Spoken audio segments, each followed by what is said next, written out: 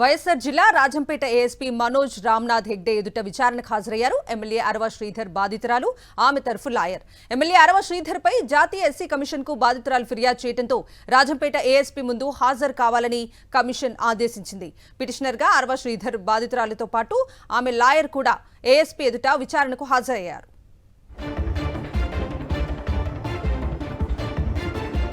SC కమిషన్లో మేము అప్పుడు వేసాము కంప్లైంట్.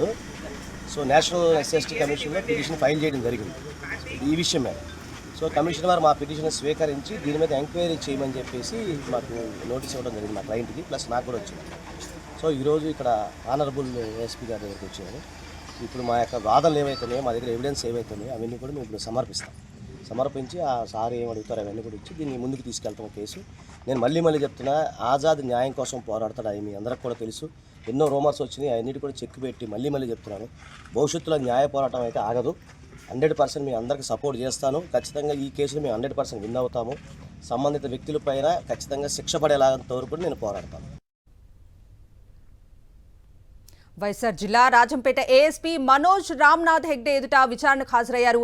ఎమ్మెల్యే అరవ శ్రీధర్ బాధితురాలు, ఆమె తరఫు లాయర్. ఇదే అంశానికి సంబంధించి పూర్తి డీటెయిల్స్ మా ప్రతినిధి శ్రీనివాస్ అడిగి తెలుసుకుందాం. శ్రీనివాస్, కవిత, ఏదైతే రైల్వే కోడూరు ఎమ్మెల్యే అరవ శ్రీధర్ ఉన్నారో ఆయనకి ఉచ్చు బిగించుకుంటుందనేది అయితే స్పష్టంగా చెప్పొచ్చు. ఇటు రాష్ట్ర ప్రభుత్వము ఏమీ జరగనట్లుగా అసలు కనీసం స్పందించినటువంటి పరిస్థితి ఉంది. బాధితురాలు బయటకు వచ్చి తనకు అన్యాయం జరిగిందని చెప్పి దాదాపు 4 రోజులు దాటినప్పటికీ కూడా ఎటువంటి చర్యలు కానీ కనీసం కేసు నమోదు చేయడం కానీ జరగలేదు. ఆ తర్వాత ఇటు జనసేన పార్టీ వైపు నుంచి కూడా త్రిసభ్య కమిటీ వేశాము, మేము చర్యలు తీసుకుంటామని చెప్పినటువంటి ఆ పార్టీ అధినేత కానీ మిగతా నాయకులు ఎవరు కూడా దాని గురించి నోరు నడపడం లేదు. అసలు త్రిసభ్య కమిటీ రిపోర్ట్ కూడా ఇంతవరకు ఆ పార్టీ అధినేతకు ఇచ్చినటువంటి పరిస్థితుల్లో ఎటువంటి చర్యలు పార్టీ వైపు ఉంచుకోలేదు. అయితే ఈ బాధితురాలు ఏదైతే జాతీయ ఎస్సీ కమిషన్ ని ఆశ్రయించడంతో అక్కడి నుంచి ఆదేశాలు వచ్చాయి. ఇప్పటికే అరవ శ్రీధర్ మీద రైల్వే కోడూరు పోలీస్ స్టేషన్ లో కేసు కూడా నమోదు చేశారు.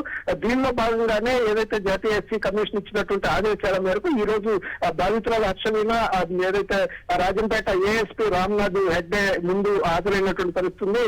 యాజ్ ఎ పిటిషనర్ గా ఆమె అక్కడికి వచ్చి జరిగినటువంటి విషయాలన్నీ కూడా ఎస్పీ ముందు విచారణలో చెప్పినటువంటి పరిస్థితి అయితే స్పష్టంగా కనిపిస్తుంది. సో ఏదైనా కానీ తమ దగ్గర అన్ని ఆధారాలు ఉన్నాయని చెప్పి బాధితురాలు చెప్తుంది. ఈ ఎట్టి పరిస్థితుల్లో కూడా అరవ శ్రీధర్కి ఇటు రాష్ట్ర ప్రభుత్వం ఎటువంటి తనకు న్యాయం చేయకపోయినప్పటికీ కూడా కేంద్రం వైపు నుంచి అయినా తాను న్యాయం చేసే దిశగా పోరాటం అయితే చేస్తారని చెప్తున్నారు. ఆమె లాయర్ కూడా ఈ విచారణకు హాజరైన పరిస్థితి ఉంది. తమకు న్యాయం జరుగుతుందనే నమ్మకం ఉంది. ఏదైతే జాతీయ ఎస్సీ కమిషన్ ఇచ్చినటువంటి ఆదేశాల మేరకు పోలీసుల ముందు అన్ని ఆధారాలు కూడా మేము ఉంచామని చెప్తున్నారు. ఎట్టి పరిస్థితుల్లో కూడా అరవ శ్రీధర్ మీద పోరాటం కొనసాగుతుంది. అతని మీద చర్యలు తీసుకునే వరకు కూడా తాము పోరాటం కొనసాగిస్తామని చెప్పేసి బాధితురాలు హర్షవీణ గానీ ఆమె అడ్వకేట్ అజాద్ గానీ చెప్తున్నటువంటి పరిస్థితి కనిపిస్తుంది. కవిత.